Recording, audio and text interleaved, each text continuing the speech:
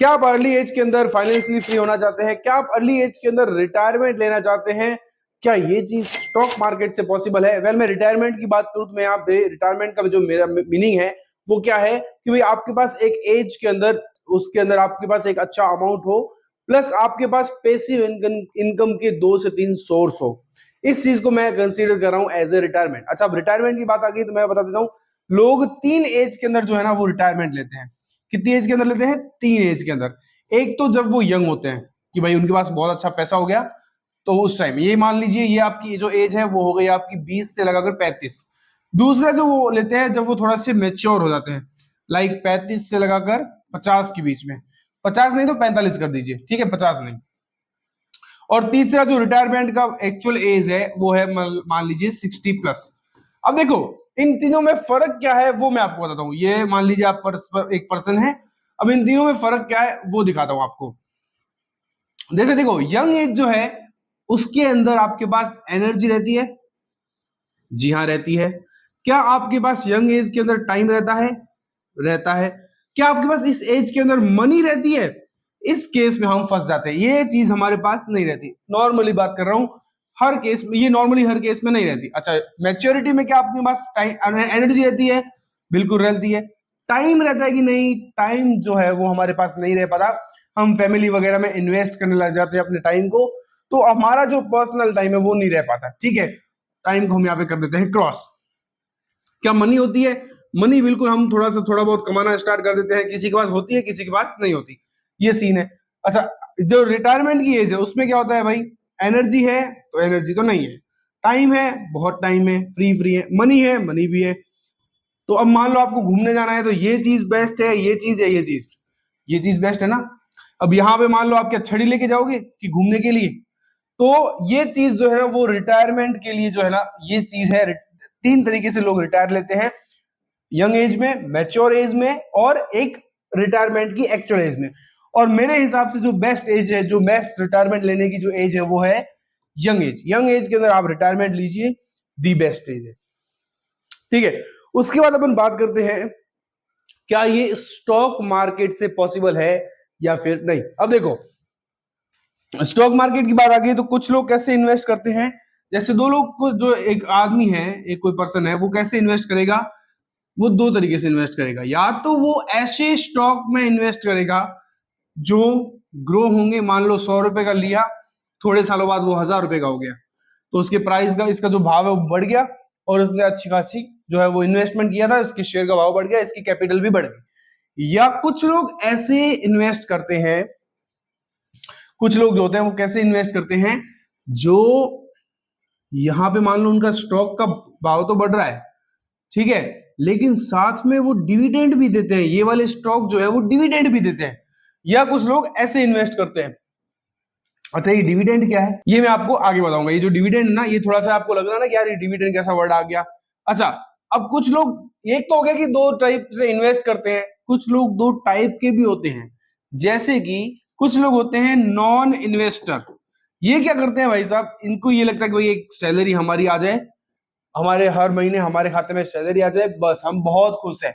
ठीक है। या फिर ये कुछ लोग कैसे होते हैं जो एक्टिव वर्क करते हैं, 9 से 12 गए, 9 से 3, 9 से 6 गए, उसके बाद हमको पैसा मिल जाए, हम जितना काम करें उतना हमको पैसा मिल जाए। ये 2 तरह के लोग होते हैं। ठीक है, कुछ लोग ऐसे होते हैं नॉन इन्वेस्टर। कुछ लोग कैसे होते हैं, इन्वेस्टर टाइप के लोग, जैसे कि मेरे, जैसे कि आपके जैसे हो सकते हैं।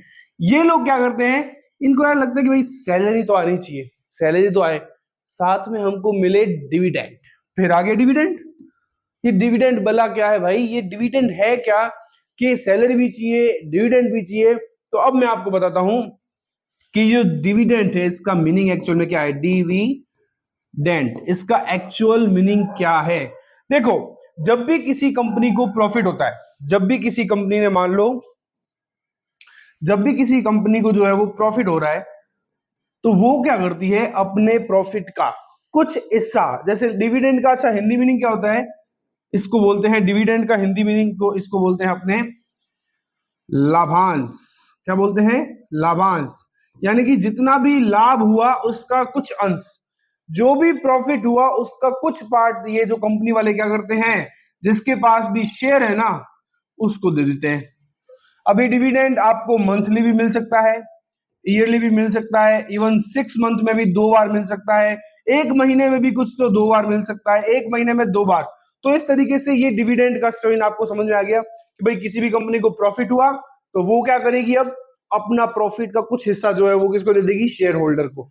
आप अगर हैं तो आपको मिल जाएगा। कितना बढ़िया है ये पैसिव इनकम का दी बेस्ट तरीका लगा मेरे को। आपने इन्वेस्ट किया, अब आपके शेयर की प्राइस भी बढ़ रही है, प्लस आपको डिविडेंड भी मिल रहा है। ठीक है, अब कुछ समय बाद डिविडेंड की अपने शेयर की प्राइस बढ़ेगी तो उस जो रियल अमाउंट है उसके ऊपर भी डिविडेंड मिलेगा। ठीक है, ये हो गया सीन। अब देखो, अब इसको मैं थोड़ा सा और अच्छे से समझाता हूं। मान लो दो दो दो दो कंपनी है। ठीक है, कितनी कंपनी है, 2। अब इसमें एक ने मान लो एक्स अमाउंट का प्रॉफिट किया, इसने क्या किया, वापस से इसने उसी अपनी जो है ना ग्रोथ के अंदर वापस से इन्वेस्ट कर दिया, इस प्रॉफिट को इसने वापस से इन्वेस्ट कर दिया, तो इसकी जो प्राइस है वो क्या हो गए, और बढ़ गए। तो मान लो 100 था और ये हो गया मान लो यहाँ पे 1000।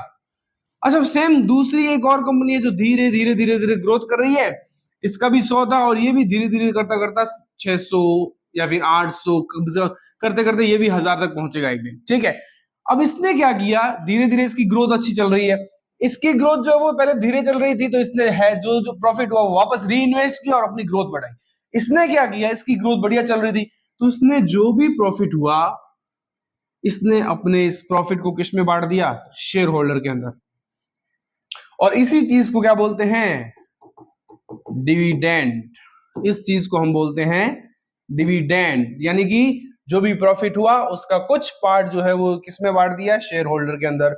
अच्छा, यहाँ पे अब आपके मन में एक सवाल कि यार भाई ये चीज तो हमको समझ में आ गई कि यार ये डिविडेंड है क्या, कि भाई ये कंपनी को प्रॉफिट हो रहा है वो हमको कुछ हिस्सा जो है वो प्रॉफिट का बांट रही है, ये तो हमको समझ में आ गया। लेकिन हम ये डिविडेंड वाले शेयर हमें कैसे पता चलेगा कि ये शेयर हमको डिविडेंड देगा और ये वाला शेयर हमको डिविडेंड नहीं देगा, भाई है ना। इसमें भी आपकी हेल्प करते हैं। चलो, इसके लिए आपको क्या करना है, सिंपल से जाना है आपको जाना है पहले गूगल के अंदर, क्रोम के अंदर। ठीक है, यहाँ पे आपको जाके क्या सर्च करना है,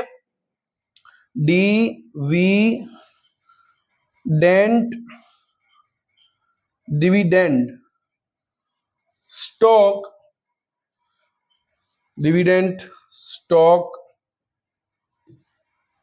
डिविडेंड स्टॉक इन इंडिया।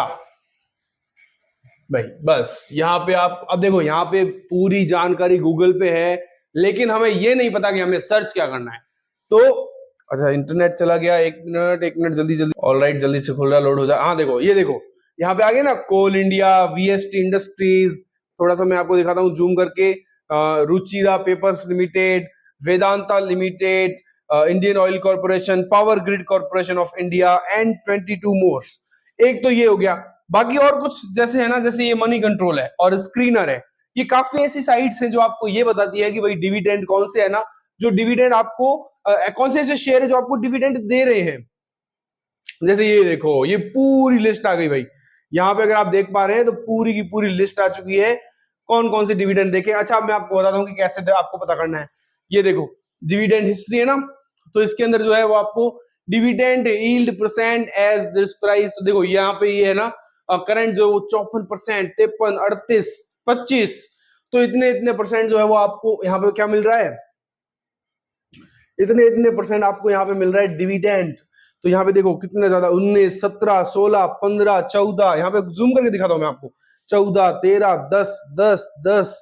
तो यहाँ पे देखो इतना सारा डिविडेंड मिल रहा है। लेकिन यहाँ पे आपको एक और चीज ध्यान में रखनी है कि सिर्फ डिविडेंड मिलने वाली कंपनी आपको ग्रोथ नहीं लाके देगी। ठीक है, तो आपको हर चीज को चेक करने के बाद ही उस कंपनी के अंदर इन्वेस्ट करना है कि भाई वो कंपनी की ग्रोथ कैसी है, फिर वो डिविडेंड दे रही है तो कितना परसेंट दे रही है, ये सब चीज आपको मैं सिखाने वाला हूं। लेकिन आज का जो टॉपिक था वो बेसिक डिविडेंड के ऊपर था कि भाई डिविडेंड कैसे सीखा जाए। अच्छा, एक और यहाँ पे मस्त चीज मैं आपको दिखाता हूं, यहाँ पे आपको ना सर्च करना है टिकर टेप, ये मेरे को ठीक लगता है। टिकर टेप जो ना, यहाँ पे आप आए टिकर टेप के अंदर, ऑलराइट। हाँ, अब टिकर टेप के अंदर आने के बाद आपको क्या करना है, इसके अंदर आपको जाना है नीचे, यहाँ पे देखो, यहाँ पे अगर जैसे आप क्लिक करेंगे मोर के ऊपर तो यहाँ पे स्टॉक स्क्रीनर लिखा हुआ है। तो यहाँ पे जो है वो स्मॉल कैप, मिड कैप और लार्ज कैप तरह की जो है वो कंपनीज के आप लगा सकते हैं कि भाई हमको स्मॉल कैप चाहिए, मिड कैप चाहिए, लार्ज कैप चाहिए, उसके हिसाब से आप फिल्टर लगा सकते हैं। अब देखो इसके अंदर जो है वो आप ऐड फिल्टर करेंगे ना जैसे ही, तो इसके अंदर आएगा वैल्यूशन। अब वैल्यूशन के अंदर यहाँ पे देखिए, यहाँ पे आपको देखने को मिलेगा डिविडेंड यील्ड। तो यहाँ पे जैसे आप क्लिक करेंगे ना, ये देखो यहाँ पे जैसे आप क्लिक करेंगे तो यहाँ पे आपको देखने को मिल चुका है यहाँ पे डिविडेंड यील्ड, दिख रहा है ना। तो यहाँ पे इस जगह से आप इस तरीके से आप फिल्टर लगा के चेक कर सकते हैं। जैसे ये 0.40 दे रहा है, 1%, 2%, 0.001, 2, 1। तो यहाँ पे ये ओवरऑल जो है वो आपको बता देगा कि भाई इस तरीके का आपको इस पे डिविडेंड मिलेगा। तो यहाँ पे काफी इसमें काफी और अच्छे अच्छे फिल्टर्स हैं, उनको भी हम देखने वाले हैं बाद में, आगे की वीडियो में हम उनको भी देखेंगे।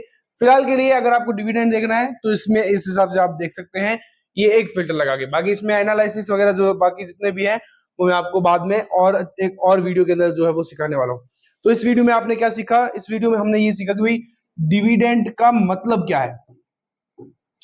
बाकी चीजें हम और सीखेंगे, लेकिन इसमें हमने फिलहाल सीख लिया कि डिविडेंड का जो है मतलब क्या है। तो इस वीडियो में हमने ये सीख लिया कि भाई डिविडेंड का मतलब क्या है, कंपनी कैसे अपने प्रॉफिट को शेयर करती है, क्या फर्क होता है डिविडेंड वाले शेयर में और नॉन डिविडेंड वाले शेयर में। तो ये आपने इस वीडियो के अंदर जो है वो सीख लिया।